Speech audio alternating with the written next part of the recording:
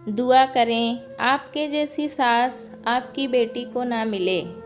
आज इस घर में निशा की पहली रात थी। निशा सुबह जल्दी उठकर तैयार होकर कमरे से बाहर निकली तो सामने सासू माँ दिख गईं।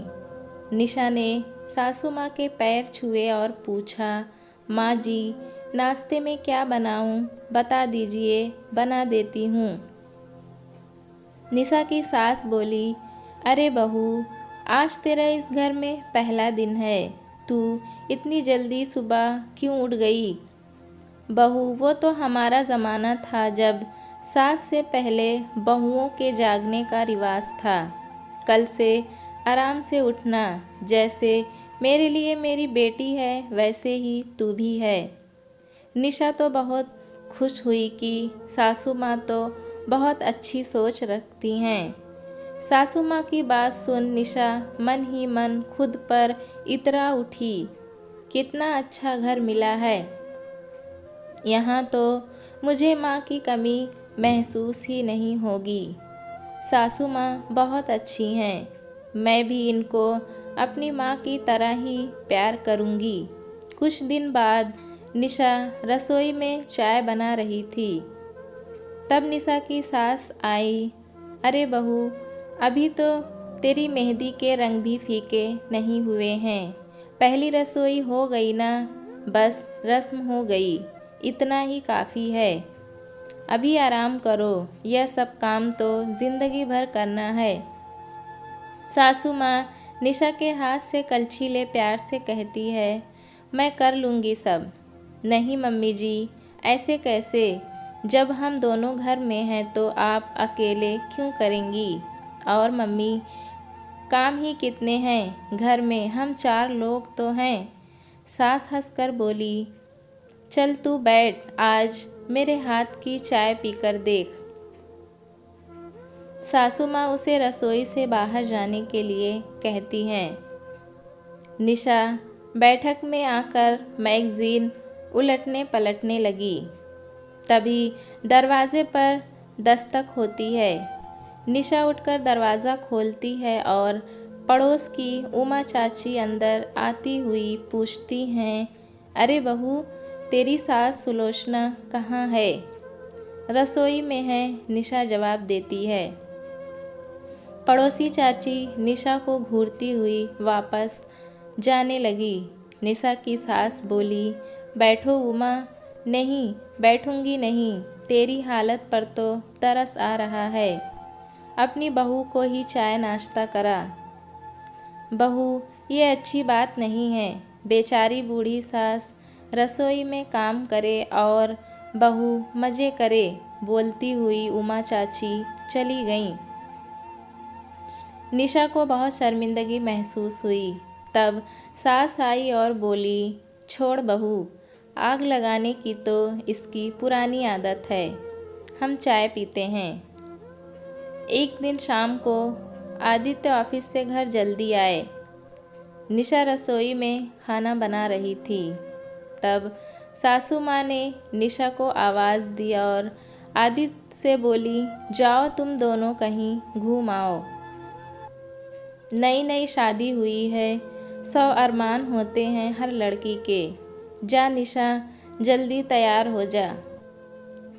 बहुत शर्मीला है ये लड़का, पत्नी को लेकर कहीं आता जाता नहीं है। लड़कियों की तो कितनी चाहतें होती हैं, इसे तो समझना ही नहीं है। जा तू तैयार हो जा, सासू माँ खुश होकर कहती हैं। लेकिन मम्मी जी, घर के सारे काम पड़े हैं और हमारी सहायिका सब्बों को भी आपने आज ही छुट्टी दे रखी है।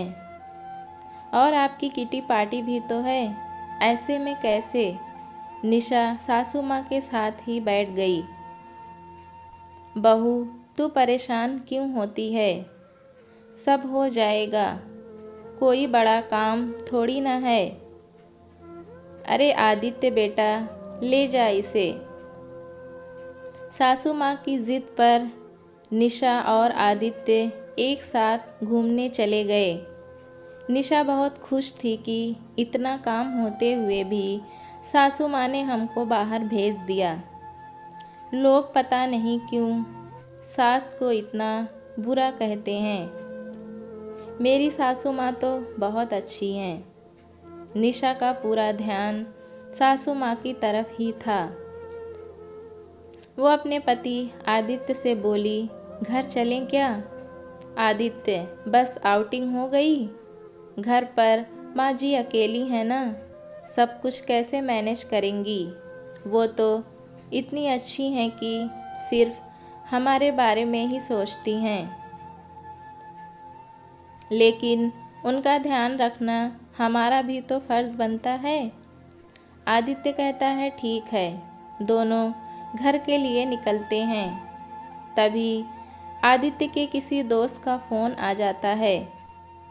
निशा, मुझे कुछ काम है, तुम कैब लेकर घर चलो, मुझे 2-3 घंटे लग जाएंगे। निशा ने कहा ठीक है।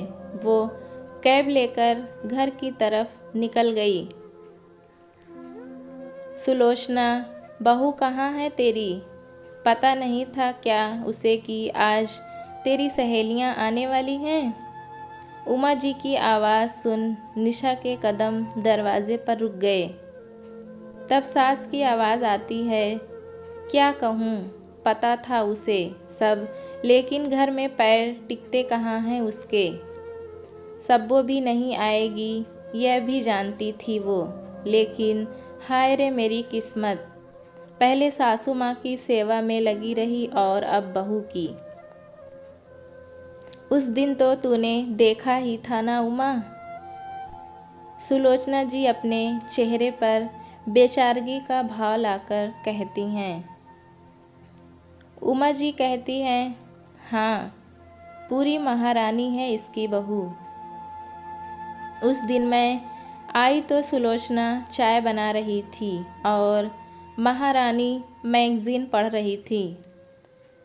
अरे वो तो किसी काम से मैंने सुलोचना को फ़ोन किया था और सुलोचना ने आने के लिए कहा, नहीं तो इसकी ऐसी हालत है, कभी खबर ही नहीं होती।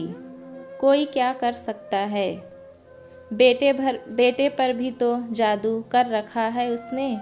आदित्य भी जानता था कि आज तुम लोग आओगी और पत्नी के कहने पर एक बार भी उसे एहसास नहीं हुआ कि उसकी माँ अकेले कैसे काम करेगी। पत्नी ने हुक्म किया और जोरू का गुलाम चल दिए। मेरी तो किस्मत ही फूटी है। तभी निशा आती है और कहती है, बस मम्मी जी बस, मैंने आपका ये दोहरा चेहरा तो देखा ही नहीं था। मैं तो इसी गुमान में थी कि मुझे दूसरी माँ मिल गई है। मैं तो सोचती थी कि सास इतनी अच्छी होती हैं, फिर न जाने क्यों लोग सास को बदनाम करते हैं। लेकिन आपका यह रूप देखकर मुझे समझ में आ गया है। मुझे क्या पता था कि आप अपनी बेचारगी दिखाने के लिए स्वीट बन रही हैं। कम से कम अपने बेटे को तो बख्श देती, जिसे आपके इन कर्मों का पता ही नहीं है। शुक्र है कि आदित्य को कहीं जाना था और मैं अकेली ही आई। आपका यह रूप देखकर और बिन किए का लांछन सुन क्या गुजरती उन पर। आप तो आज अपने बेटे की ही नज़रों में गिर जाती। माँ जी, आपकी भी एक बेटी है। दुआ करें आपके जैसी सास उस मासूम को ना मिले। और हाँ, मेरी ज़रूरत लगे तो बेझिझक बुला लीजिएगा। बोलती हुई निशा अपने कमरे की ओर चली गई। निशा के विश्वास और मान सम्मान का आज खून हो गया था। वो तो बहुत खुश थी, लेकिन आज उसकी सास का असल चेहरा उसके सामने आ चुका था। आज निशा की सारी गलतफहमी दूर हो गई थी। दोस्तों, कहानी कैसी लगी हमें कमेंट में ज़रूर बताएं। चैनल पे नए हैं तो एक लाइक और सब्सक्राइब करना ना भूलें।